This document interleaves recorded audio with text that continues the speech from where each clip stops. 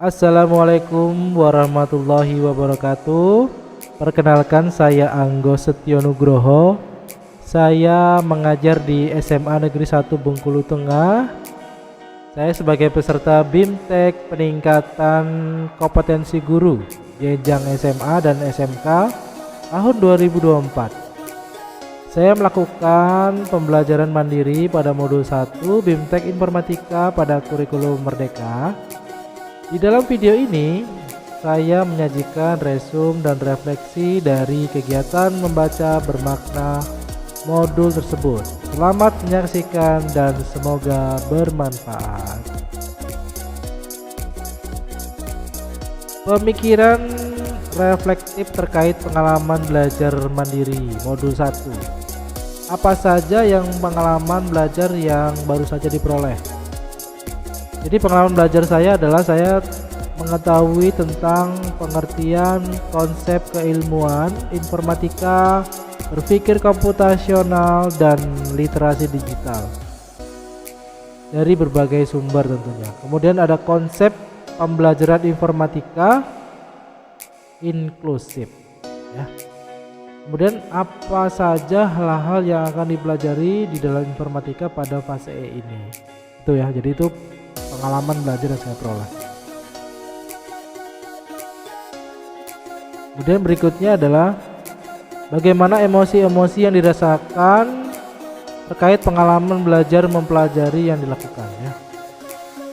Jadi semakin bersemangat tentunya saya untuk menggali informasi yang ada di modul ini.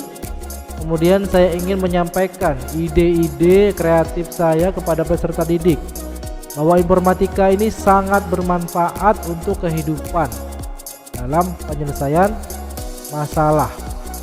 Contohnya adalah karir di dalam informatika itu sangat banyak sekali, seperti fotografer digital, kemudian video editor, jadi animator, atau sosial media spesialis yang sekarang ini sangat dibutuhkan di dunia kerja tentunya, menjadi influencer dan lain-lain. Berikutnya adalah hal apa saja yang sudah baik ya berkaitan dengan proses belajar. Jadi selama ini kami sudah belajar informatika itu sudah menggunakan sarana prasarana yang ada seperti menggunakan komputer. Kemudian kami juga selalu melakukan literasi ya, baik digital maupun teks sebelum memulai pelajaran yang ada di laboratorium.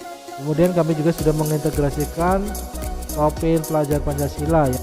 Berikutnya adalah masih dalam pemikiran reflektif, apa saja hal yang perlu diperbaiki terkait dengan proses. Nah, karena kami itu belajarnya selalu di laboratorium komputer, tentunya itu perlu diperbaiki.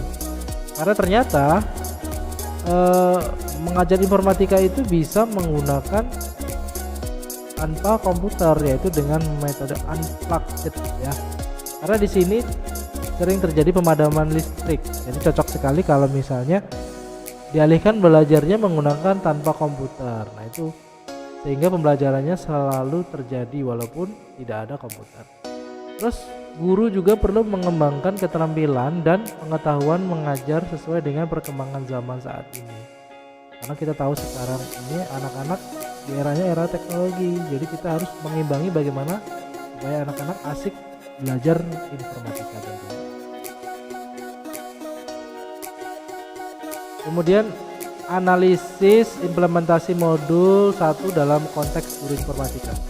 Apa pertanyaan kritis? Jadi pertanyaan kritisnya adalah bagaimana memberikan informasi kepada siswa agar bijak dalam menggunakan teknologi sehingga seimbang dalam dunia nyata maupun dunia maya tentunya.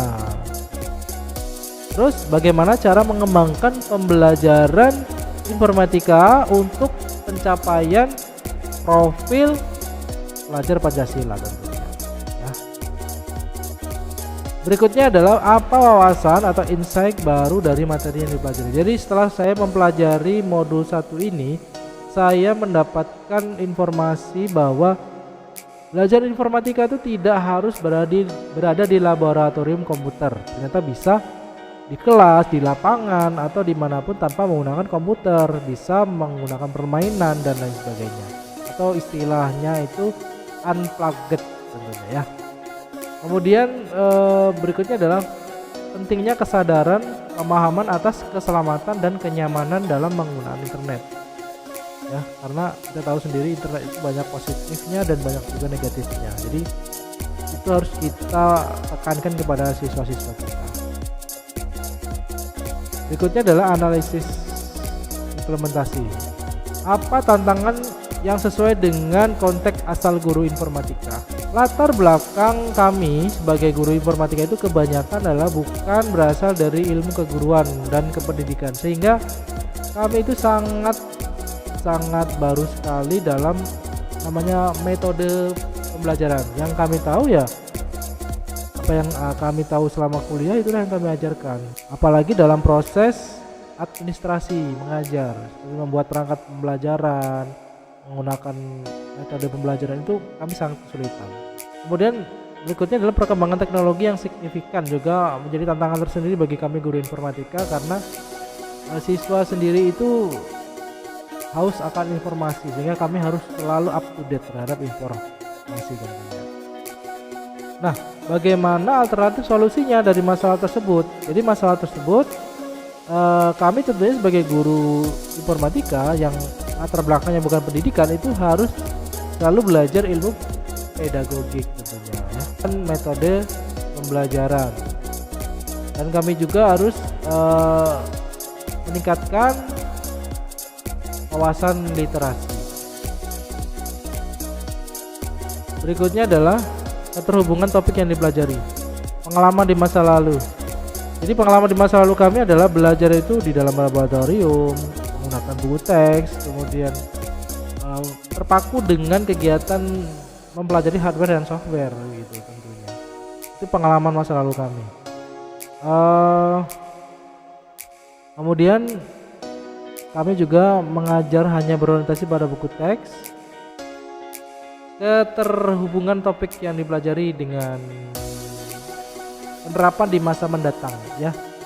Jadi dengan kita itu tahu bahwa belajar tidak harus di laboratorium, kami tentunya sekarang akan mengajar itu tidak harus di laboratorium, bisa di lapangan, bisa di kelas, bisa di luar, bahkan kita bisa berkunjung ke industri-industri informatika tentunya, seperti editing video, bagian programming, kemudian bagian software engineering tentunya. Kita bisa berkunjung ke sana. Terus kita juga akan terus berupaya bagaimana mempersiapkan pembelajaran terlebih dahulu sebelum mengajar siswa ya. Konsep praktik baik yang dilakukan ya, kita akan mengintegrasikan pengetahuan informatika dan pemanfaatan teknologi tepat dan bijak untuk menyelesaikan persoalan yang dihadapi di masyarakat dengan menerapkan ilmu informatika dan menerapkan cerminan profil pelajar Pancasila dalam kegiatan pembelajaran di kelas. Demikian resume dan refleksi dari saya, semoga bermanfaat. Kurang lebihnya mohon maaf ya. Terima kasih. Assalamualaikum warahmatullahi wabarakatuh.